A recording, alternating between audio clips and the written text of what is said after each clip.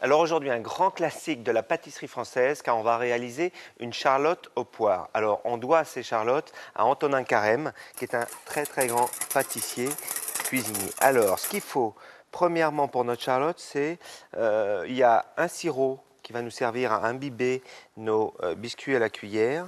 Donc là, on retire le lait que je m'étais avancé pour faire bouillir. Et donc on met l'eau dans la casserole avec le sucre, comme ceci. Voilà, ça nous servira, je vous ai dit, pour imbiber nos biscuits cuillères, c'est faux, ça sera pour pocher nos poires. Alors, ce que l'on va faire, c'est prendre les poires, le sirop, on le fait bouillir, et là, on va éplucher les poires et les tailler tout de suite en quartiers pour qu'elles cuisent beaucoup plus facilement.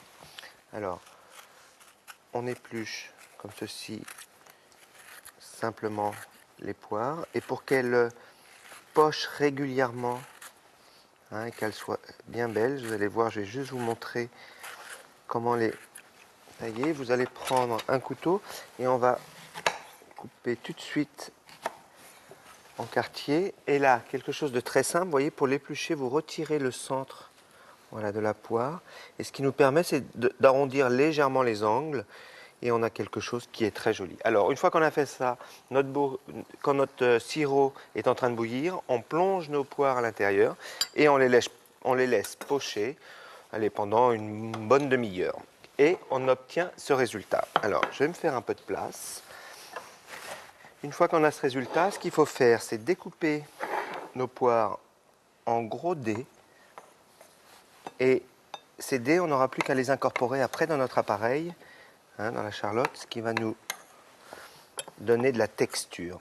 Alors, on les coupe en dés. Alors, ce qu'il faut faire, c'est évidemment bien les égoutter, une fois qu'ils sont coupés, et bien retirer toute l'humidité. Parce que si on a trop d'humidité, notre charlotte tiendra difficilement au démoulage. Comme ceci, ce que je vous conseille de faire, c'est de prendre un morceau de papier absorbant que l'on, voilà, imbibe légèrement. Donc voilà, nos poires sont pochées, on n'a plus besoin du sirop.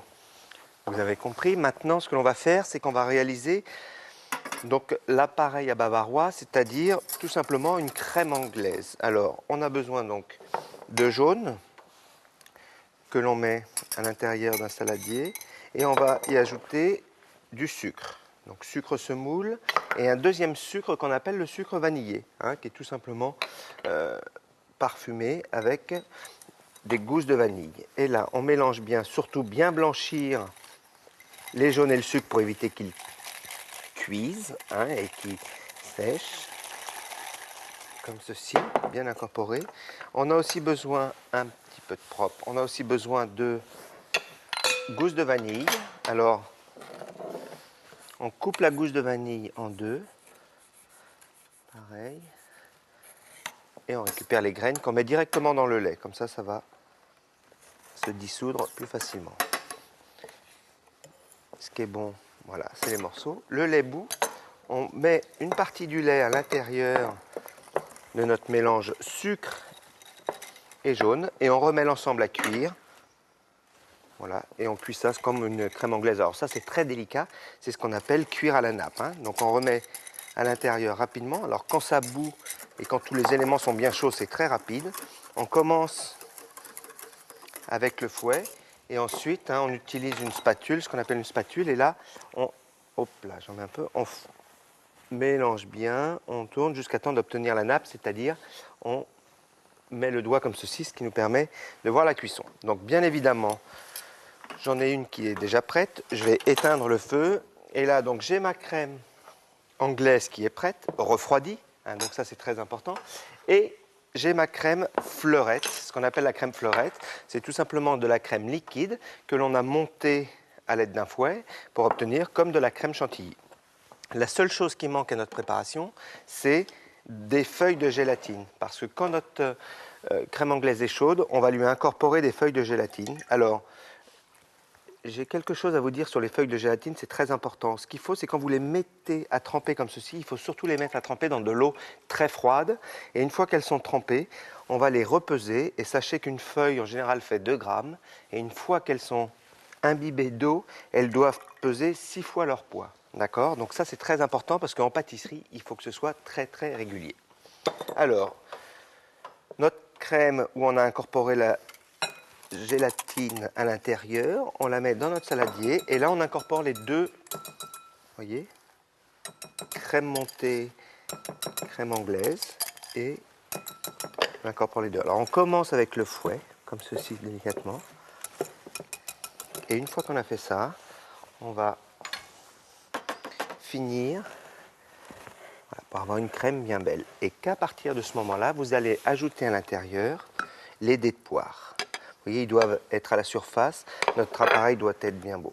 Et donc là, notre appareil à Charlotte est presque fait. Évidemment, il va falloir qu'il prenne, qu'il durcisse légèrement, mais ça va se faire au frigo. Par contre, il va bien falloir un contenant pour le remplir. Alors, on utilise pour ça des biscuits à la cuillère, que j'ai prêt ici. Et vous prenez tout simplement les biscuits que vous coupez en biais. Et ça va nous permettre de faire le fond de notre moule, voyez, et qu'il n'y ait pas d'espace. Ça sera beaucoup plus joli au démoulage. Alors, comme ça, on met toujours la partie, la pointue, toujours bien accolées les unes aux autres. Et ce qu'il faut surtout faire, c'est bien imbiber. Alors, je me suis préparé un petit peu d'alcool de poire, un pinceau, et on les imbibe légèrement, comme ceci.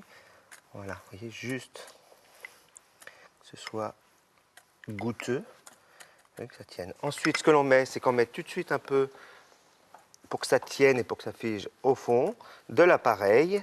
Vous avez compris, ensuite on met les biscuits comme ceci, on imbibe aussi, et bien évidemment, on va voir le résultat final. Alors, bien les mettre au froid, il faut que ce soit très froid, il faut que ça se démoule froid. Regardez, mon moule est prêt. Alors, ce qu'il faut faire, c'est si vous n'avez pas assez d'appareil, j'avais commencé un petit peu, de retirer, vous savez, le biscuit cuillère, ce qui facilitera le démoulage. Ensuite, si ça dépasse un petit peu, on va couper comme ceci. Voilà. Et là, on met l'assiette et c'est là que ça se démoule très facilement. Et voilà, donc on a quelque chose qui est très joli.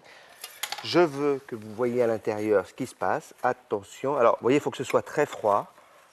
Allez, juste un petit peu, voilà, pour les curieux. Regardez, on retrouve bien les dés de poire. Il ne me reste plus qu'à vous dire au revoir et à demain pour une nouvelle recette.